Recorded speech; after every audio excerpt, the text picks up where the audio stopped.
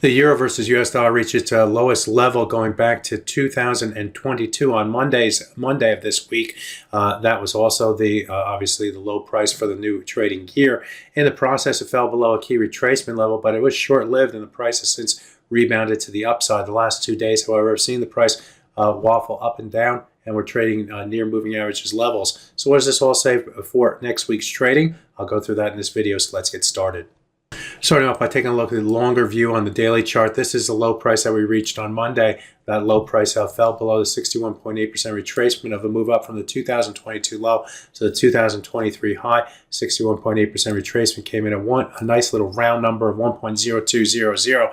But as you can see, the move below that level was short-lived, and the price started its rotation back to the upside. That move to the upside did stall midweek on Wednesday after the CPI data near this swing area, going back in time to levels like here and here and here, and it was more up and down through there, but we returned back to those levels through here and here and moved below it here. So coming back up to that level was a significant hold, and the price has since rotated back to the downside. So what about next week? Well, let's go to the hourly chart and take a look at where we stand from that perspective. And if we look at the hourly chart, we get other clues from it. And the first is that the high price that we saw on Wednesday's trade moved briefly above the 38.2% retracement of the trend move down from the December high to the January low. That 38.2 comes in at 1.0349, and the high price moved just above that level to about the 53 level before quickly rotating to the downside. Since then, we've seen this up and down volatile price action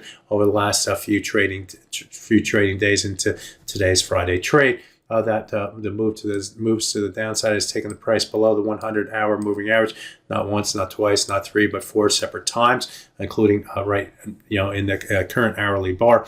So the sellers are trying to make a play to the downside. On the top side, we've moved above the 200-hour moving average, which is now converging with that 100-hour moving average. The high price for today's trading, however, did find resistance sellers near this swing area up here, which was a key target for traders. As long as the price remained below that level, that would signal the sellers more in control. And lo and behold, the sellers did show up near the low of that swing area between 1.0332 and 1.0343. So two things happened on the top side. One, we failed above the 38.2, and two, we failed against this swing area. So that kept the sellers more in control, kept the buyers away from taking back more control. Remember, I always like to see the price move above the 38.2% retracement after a trend move to show that the buyers mean business. They didn't do that this week. They failed in that regard. Now, the question comes, how far can the price get and stay below these moving averages right here and start its rotation and probing to the downside, which would include checking out these other swing low levels going back in time.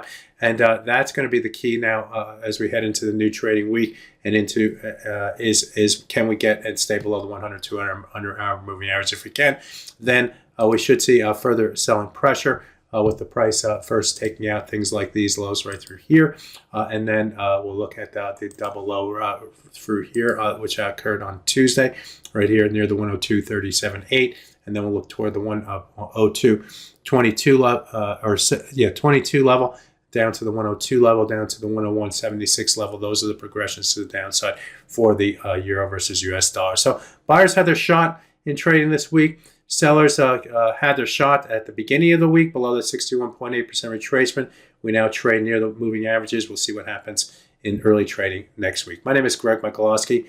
Good fortune with your trading. Bye-bye now.